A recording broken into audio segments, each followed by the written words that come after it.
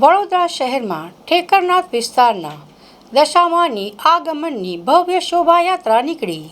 ગઈકાલે વડોદરાના ઠેકરનાથ વિસ્તારમાં દશામાના આગમનને લઈને ભક્તોમાં ભારે ઉત્સાહ જોવા મળ્યો હતો. ડીજેના તાલે અને ઢોલ નગારાના ધમધમાટ સાથે મા દશામાની મૂર્તિની ભવ્ય શોભાયાત્રા કાઢવામાં આવી હતી.